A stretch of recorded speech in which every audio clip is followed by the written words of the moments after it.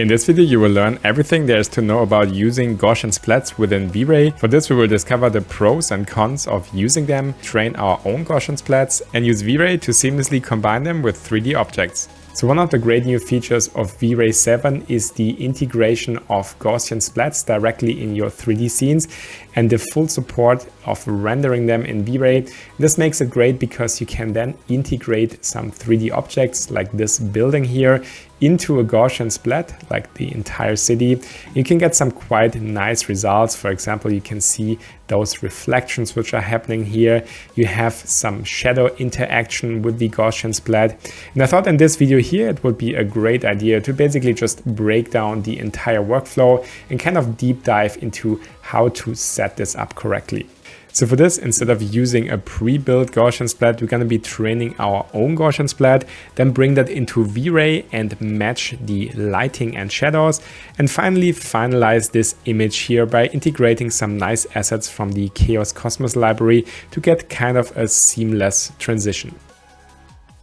But before we build our own Gaussian splats, let's first discover what Gaussian splats actually are and what are their benefits and weaknesses. So here on this website, poly.cam, it has a huge selection of 3D scanned objects that you can check out. And some of them are polygonal mesh and some of them are Gaussian splats. So we have to find the filter type here and set that to splat and then save this here. And then all the models or all the scans that we can see here would be Gaussian splats, and by just going through them you can get quite a good idea about what are its benefits and weaknesses. So here we can see a Gaussian splat that looks and works quite nicely, and Gaussian splatting is a technique of 3D scanning, but while 3D scanning traditionally gave us a polygonal mesh as output, for Gaussian splatting the approach is differently. It more creates a kind of volume that consists out of these Gaussian splats. And you can see those Gaussian splats, especially in the areas where we don't really have enough training data. You can see it's these kind of half transparent floating planes, which can change its appearance based on the viewing direction as well. And here in the area where we have a lot of training data, we have a lot of those Gaussian splats then overlapping each other. And the result can look quite nice and quite realistic, as you can see in here. So because of the half-transparent nature of Gaussian splats, you can get much nicer result in a lot of situations. For example, if you want to scan vegetation, hair, or a lot of like these fuzzy details, this using Gaussian splats will normally give you much nicer results compared to polygonal meshes. But there's of course also weaknesses, and for Gaussian splats that is in creating the illusion of something very solid. So if you can see here, for example, the pot where the plant here is seated in, we have certain situations where we can kind of look through our objects. And also if you see here this tabletop, if you check it from the side, you can see it's more kind of this smoky volume here compared to a very clearly defined geometric shape. And that is one of the weaknesses of the Gaussian splat. So it's important to know that Gaussian splats is not the perfect solution in any kind of situations, but in a lot of situations it can give you a very clear benefit compared to polygonal output. Another clear benefit of Gaussian splats is that they are view dependent, so they can change their appearance based on from which angle you look at them. And this can create, in this case here, for example, the illusion of a reflection, even though those are just also Gaussian splats here placed below the surface. It creates the kind of illusion like we have a real reflection here of our statue in this water. So Gaussian splats are much better to really represent the physical qualities or properties of certain materials in your output compared to polygonal meshes.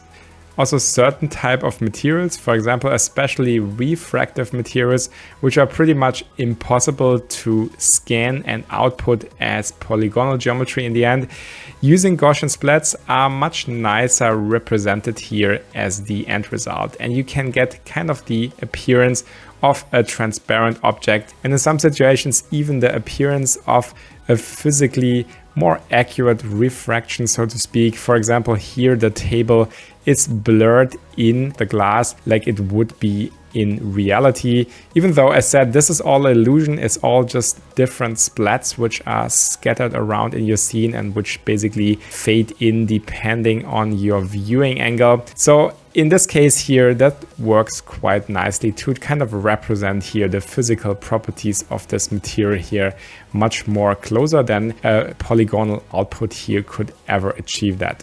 So what's important to understand is that the quality of the Gaussian splat depends heavily on the input data.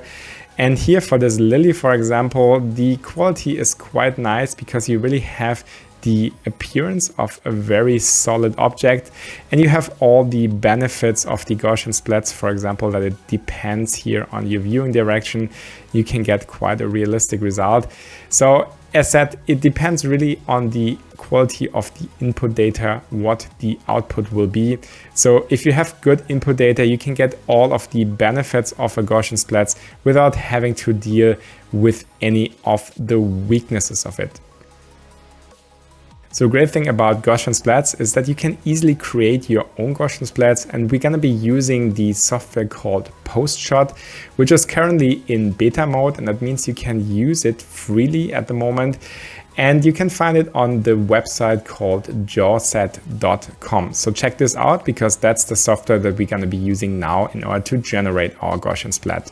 So Gaussian splats are trained on image data. So the only thing that I took was my phone, and I just made a video of here this table and some objects that are placed on it. And I tried to make a video that just shows the objects and the table from all of the relevant angles in order that I can hopefully get a quite good quality Gaussian splat out of it in the end. So once you have your image data ready, you can then drag and drop it into PostShot, and you can see my video has more than 6,000 individual frames. And in PostShot, we're only going to be using, for example, 150 of those to train our Gaussian splat, because if we would use all 6,000 frames here, this will take a really long time. So PostShot will just select the best 150 images. So for example, images that have a very low amount of mode. All of the other settings we will leave at default for now, because this is not meant like a deep dive tutorial into PostShot, but we will disable here the start training option so that we can start the training after we imported all of the data already. So after a little bit of calculation time, which I skipped here in this video, PostShot creates all of the different cameras from the 150 pictures that we chose, and then it uses those to generate here a volumetric point cloud. And let me just hide here all of the cameras. We don't really need them in order to see our 3D volumetric point cloud. You can see this kind of resembles already the objects that we scanned. And now we're ready to basically start the training of our Gaussian splats.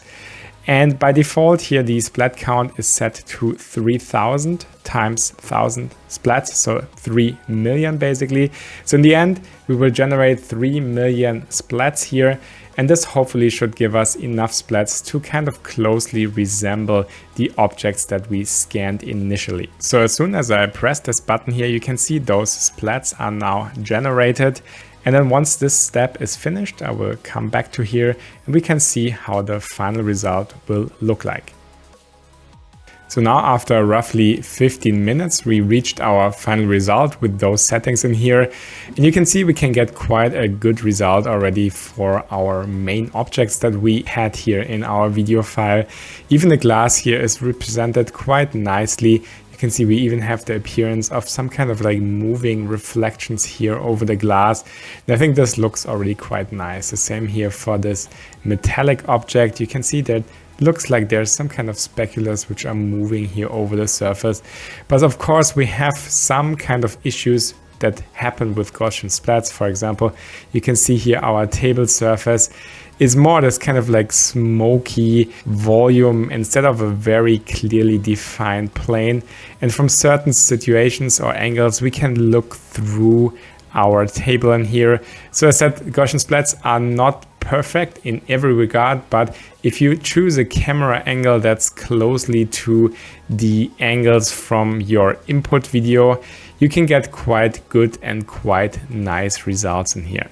So now after we finish the training for our Gaussian splat, we can also remove some unwanted Gaussian splats. For example, we have here some of them which are floating above our table, which can cause some issues. And also we have some really far away Gaussian splats. So in the edit tab here, we can define a crop area, and I did this already. And then we can cut away some of those really far away unwanted Gaussian splats, and can also optimize here our Gaussian splats a little bit more. You also have the option to manually select some Gaussian splats and then delete those, for example. But I would be a little bit careful with this, because you might end up deleting splats which are required for certain kind of viewing angles, and then you might end up with some unwanted holes in your surfaces. So I would rather be a little bit careful with this. Also here in the info tab, you can check what color space your Gaussian splat is in. And this always depends on the footage that you used for training. And for me, I used an iPhone shooting HDR footage. And that's why here my color space is set to Rec 2100, and it also shows HDR. If you would shoot, for example, in low dynamic range, then this one here would be sRGB. And that's important because you would need to specify the color space once you import that into vray. So now before we bring this to vray, the only thing we have to do is to export here our splat model, and the file format here is PLY. So we will just export this here as a PLY file and then just see in vray what we can do with it. So now within vray, it's very simple to render our Gaussian splat by just heading on over to this geometry tab in here. And then inside the vray category, we can just choose this vray Gaussian geometry and just place it in the center of our scene in here. And then in the modifier tab, we can then easily just add here our Gaussian splat, which we exported earlier. And then immediately it shows up in our render view already. So here you can find a bunch of different settings, and most of them are kind of self-explaining, but let's go through the most important ones. Let's start with the scaling in here. And at the moment, our Gaussian splat has some kind of a random scaling, which probably doesn't really fit the real size of those objects in here. So what I did was to measure the size of this box in here. And then I prepared already a simple dummy here that has the correct size of this box. So if I select this one, you can see I just dialed in the exact measurements up here. And now I can select my Gaussian splat and go up with the scaling, because I can see that at the moment it is too small. So let's go up, for example, to a scaling of 5, would still be too small. And now let's choose a scaling of 10. And now you can see that this box here pretty much fits exactly my dummy in here. And by this, we know that the scaling of our Gaussian splat is now set up correctly. Also, having this simple dummy that you can grab here in your scene, it makes it much easier to navigate around something, because the Gaussian splat is a volume and the pivot might not be at the exact position that is the position of your interest. Now, as a next step, let's deal with the color of our Gaussian splat. And you might see that the color looks slightly different than what we had in PostShot. And the reason for that is the RGB primaries. So as I mentioned, the color space of our Gaussian splat is the color space from our input data, and that was shot with, in my case, the iPhone in HDR mode. And in this case, I have the color space Rec 2100 assigned to that. And let's check what kind of options we have here for the RGB primaries. And you can see in this case, we don't really have the color space that fits exactly our Gaussian splat. We basically have a choice between sRGB, which is selected now because the default option always takes the color space from the project settings basically. So my project settings are in sRGB, and I can choose ACES-CG. So I will choose this one because in this case here, the colors look much closer to the ones that I had in PostShot. This of course is not the ideal solution. So ideally your Gaussian splat would use one of the available color spaces, and then it would show exactly correct in your rendering. Other options that you have to modify the appearance would be the intensity. So you can go higher or lower with the intensity, of course. And there's also a tint parameter here where you can kind of tint in the appearance of your Gaussian splat and get certain kind of looks with it. So the great thing about using Gaussian splats within V-Ray is that we can combine them with our 3D objects. We can integrate them quite seamlessly. And here's a very simple technique that I will show you now in order to achieve that. And we will start with these 3 simple spheres here first. And the reason why we start with these very simple objects is because if we manage to match those simple objects inside here, then we can also merge in any kind of more complex object and will also seamlessly integrate. So we have 3 very distinctive shaders here on our different spheres. We have a diffuse shader in order to match our light color and light intensity. We have a reflective shader in order to match our environment reflections. And we have a refractive shader to just make sure that everything here works correctly.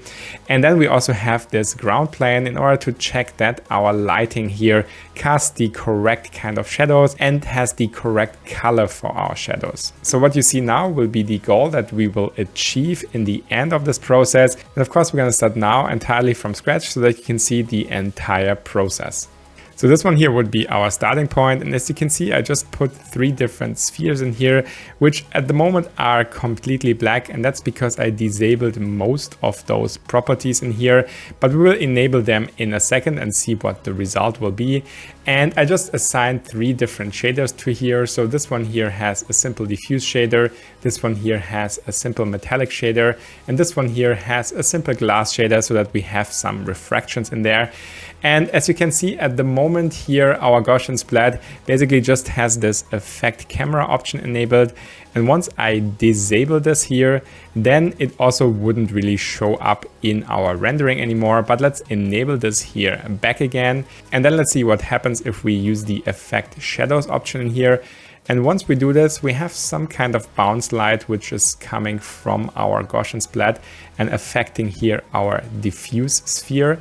And if we use the effect reflections, then the Gaussian splat will show up in the reflections of our shader. So you can see on the sphere, we have it showing up here at the lower part of the sphere, but because we don't have any other environment set up, the upper part here is completely black, and it also shows up in our glass, but because we don't have it affect our refractions, it doesn't really show up. So let's change that. And once we do this, it also shows up here in the refractions of our sphere. There's also a last option that affects the matte surfaces. Let's enable this also. At the moment, we won't really see any difference because we don't have a ground plane here set up, but this will later on become more important.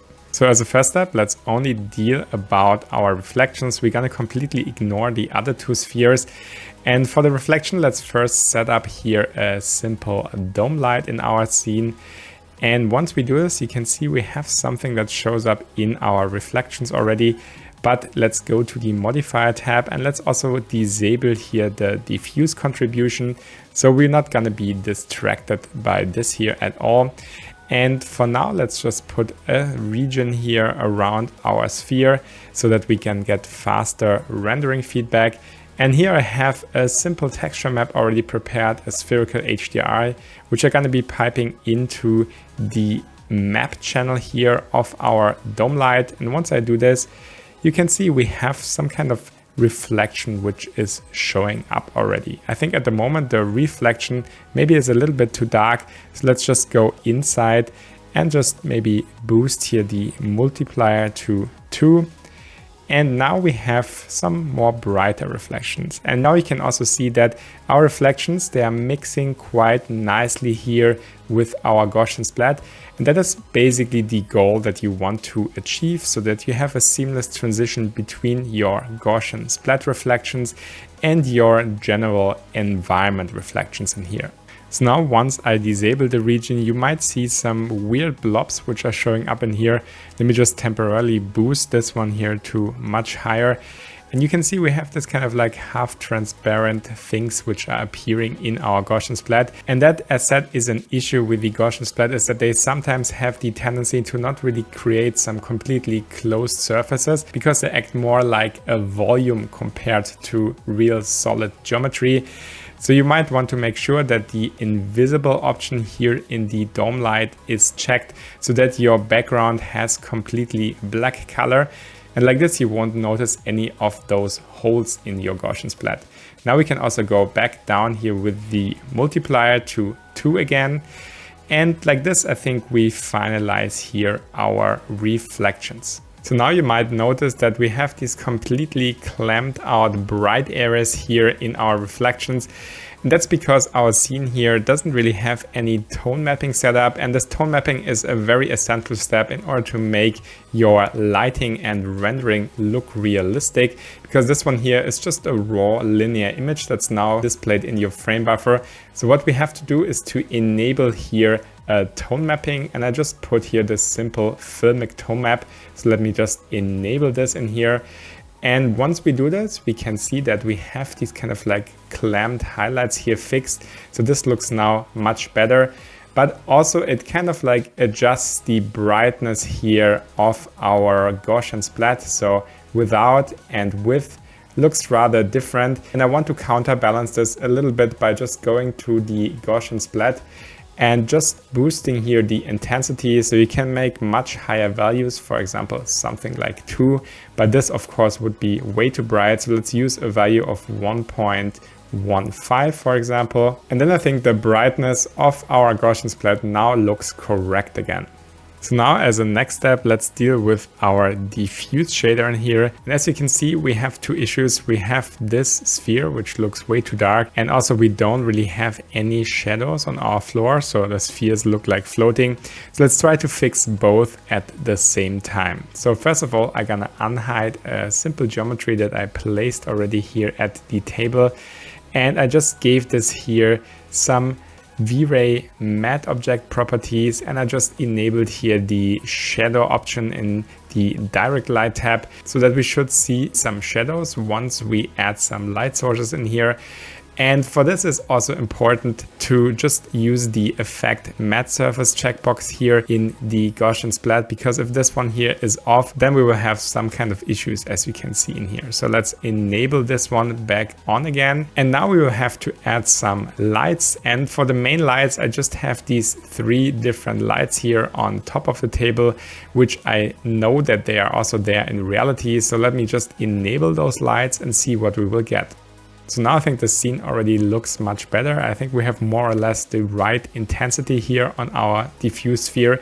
And we also have these shadows which are showing up now because of our matte surface. And the only issue that we have now is I think that the color tint here of the sphere looks too white compared to how I would rather imagine this here should look like. And then we also have the issue that the shadow color here doesn't really match. So you can see we have much warmer shadows here on our Gaussian splat, and we will try to match those in order to have them integrate here much nicer into our Gaussian splat.